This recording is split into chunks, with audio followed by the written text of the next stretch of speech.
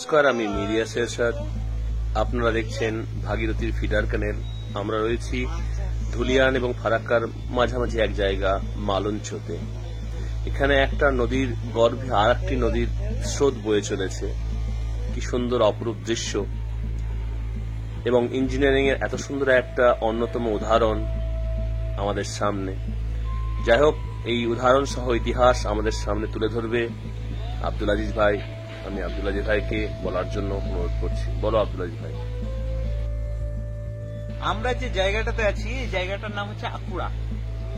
Actually এই জায়গাটার location হচ্ছে ধুলিয়ান আর ফারাক্কার ঠিক মাঝামাঝি জায়গাতে, মানে ধুলিয়ানের কাছেই পড়বে। এখানে এই নদীটা পাহাড় থেকে এসছে, নদীটার নাম পাহাড় থেকে এসে নদীটা পদ্মায় গিয়ে পড়েছে। নদীটার নাম ঠিক আমার এই মুহূর্তে নাম মনে নাই, কিন্তু নদীটার ওপর দিয়ে পরবর্তীতে ক্যানেল খুঁড়া হয়েছে। ক্যানেল খুঁড়ার এই নদীটা জন্য তো ভাগীরথী। হ্যাঁ, ভাগীরথীর একটা ক্যানেল, ফিডার ক্যানেল। এটা কিন্তু ভাগীরথী নদী নয়। আচ্ছা, এই ফিডার ক্যানেলটা খুঁড়া হয়েছে একদম আইরনের লসুনপুর ব্যারিজের ওখান থেকে ফারাক্কা অব্দি। তো এই নদীটা খুঁড়ার জন্য এই যে আকুড়ার এখানে যে নদীটা আছে, পাহাড় থেকে যে নদীটা এসছে, সেই নদীটাকে কিন্তু পদ্মাতেই জলটা নিয়ে গেছে আর ওপর দিয়ে চলে গেছে আমাদের ফিডার ক্যানেলের জলটা। এটা ভাগীরথী ফিডার ক্যানেলের জল। হ্যাঁ, ফিডার ক্যানেলের জল। এর তল দিয়ে এই পুরনো নদীটার জলটা কংক্রিটের সুড়ঙ্গ করে এই পারে পাঠিয়ে। তাহলে এই নদীর তলে কংক্রিটের সুড়ঙ্গ বলছেন? ওই পারে জলটা তল এদিকে আসবে। আপনি যদি বর্ষার সময় আসেন তাহলে ওই পাড়ের যে ঘোলা জলটা এই পাড়ে এসে ওপেন হবে আর ওপর দিয়ে ফিডার ক্যানেলে পরিষ্কার জলটা চলে যাবে। আর এটা যাচ্ছে সোজা পদ্মাতে। এটা গিয়ে পদ্মাতে পড়ছে, ধুলিয়ানের পাশ দিয়ে পড়ে যাচ্ছে। আপনার ওই জায়গাটার নাম পড়ছে মহাদেবনগর না কি পড়ছে, ওই সব জায়গাতে গিয়ে ধুলিয়ানের ওখানে গিয়ে এই নদীটা মিশছে। এই নদীটা গিয়ে মিশে যাচ্ছে। আর এর ওপর দিয়ে চলে যাচ্ছে ফারাক্কা থেকে আমাদের লসুনপুর ব্যারিজ পর্যন্ত এই ফিডার ক্যানেল, যে ভাগীরথীতে গিয়ে জলটা পড়ছে। তাহলে ঠিক এটার তলে একটা সুড়ঙ্গ রয়েছে কংক্রিটের, এই তার যে জন্য সুড়ঙ্গটা জলটাও ঘুরছে খুব বেশি। এখানে দেখেন এই যে সুড়ঙ্গ যাচ্ছে, এই যে সুড়ঙ্গটা এটা যাচ্ছে, এটা ওই ফিডার ক্যানেলের এই জলটার তল দিয়ে চলে যাচ্ছে। আচ্ছা, ওই ওখান থেকে নিচে থেকে দেখুন। এটাই হচ্ছে এই ব্রিজের মানে কি বলবো উদ্দেশ্য, যে এর ঘোলা জলটা যাতে মানে ফিডার ক্যানেলে ভাগীরথীতে না পড়ে। কলকাতা বন্দরে প্রবলেমটা হচ্ছিল পলি বেশি জমে, তো ঘোলা জলটা যাতে কলকাতা বন্দরে না যায়, পরিষ্কার জলটাই বেশি যায়, তার জন্য এই নদীটাকে পুরোপুরি ফিডার ক্যানেলের তল দিয়ে পার করে। নদীর ভিতরে নদী? হ্যাঁ, নদীর ভিতরে নদী। এইরকম একটা পজিশন আপনি ভাকরানাগা ওই বহুমুখী পরিকল্পনা ওখানেও দেখতে পাবেন। একটা নদী আর আরেকটা নদীর তল দিয়ে সুড়ঙ্গ পথে চলে গেছে। তবে এটার তো স্রোত অনেকটা কম।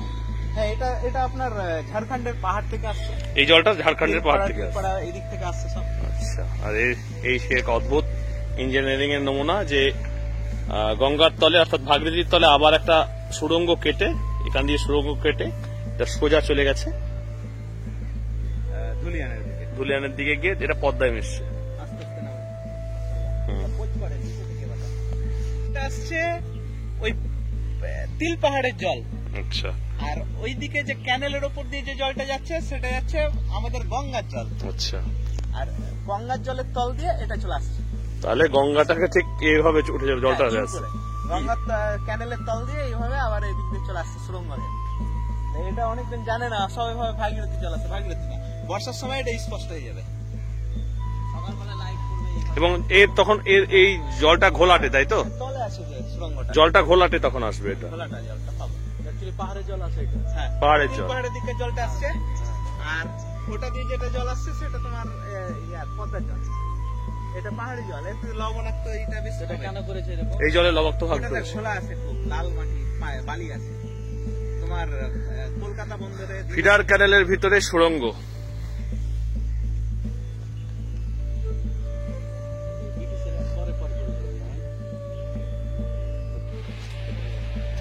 আপনি বলছেন এখানে এই ভাগীরথীর ভিতর দিয়ে আর একটা নদী আছে, ওই নদীটার নাম কি? এটা যখন নদী যায় এটা, হ্যাঁ, এটা তো খুঁড়ে তৈরি করেছে। আচ্ছা, হ্যাঁ। আর ওইটা ছিল আগে থেকে, এটা পরে করা হলো। আচ্ছা, ওইটা আগে থেকে? ওটা আগে থেকে ছোট। ওটা নদীর নাম কি? পাহাড় জল আছে ওটা। ওটা পাহাড় থেকে, ঝাড়খণ্ড থেকে? এই তিল পাহাড়ের দিক থেকে নাকি? আচ্ছা, ওইখান থেকে জলটা আসে এই নদীর তল দিয়ে? হ্যাঁ, এটা ঢালাই করে দেওয়া হয়েছে, ঢালাই করে এর উপর দিয়ে পানি এটা যাচ্ছে, তলে ঢালাই রয়েছে। আচ্ছা আর ওটা চলে যাচ্ছে গঙ্গাতে।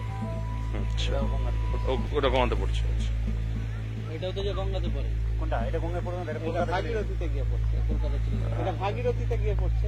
এটা হ্যাঁ রসুলপুর গাড়ি যেটা কোনখানে জয়েন করছে পিছনে। হ্যাঁ ওটাই ভাগীরথী পদ্মা থেকে আলাদা হয়েছিল। এদিকে তার বাংলাদেশ পেছনে আর বাংলাদেশ থেকে আসছে না, এখন এটা বাংলাদেশ পাবে না, বাংলাদেশের গঙ্গাটা পাওয়া যাবে। গঙ্গাটাকে এদিকে খোলা জলটা দিচ্ছে। 71% এটা নিয়ে তো অনেক প্রবলেম হয়েছিল। তখন পাকিস্তান ছিল, আর পাকিস্তানে তো ভারত দুশ্মন ছিল। গঙ্গা যখন হলো এই ব্যারেজ, পরবর্তীতে বাংলাদেশ হয়ে গেল, যে বাংলাদেশ ভারতের মিত্র দেশ হয়ে গেল। এবার চুক্তি মানতে বাধ্য হলো ভারত। ফলে যে পরিমাণ জলের প্রয়োজন ছিল ভারতের, সেই জলটা আর ভারত সরকার আর পেল না। তার কারণ বাংলাদেশ বন্ধু রাষ্ট্র, দিতেই হবে, মানতে হবে, ঠিক আছে। কিন্তু পাকিস্তান হলে এটা দিত না, তার কারণ পাকিস্তান তো শত্রু দেশ।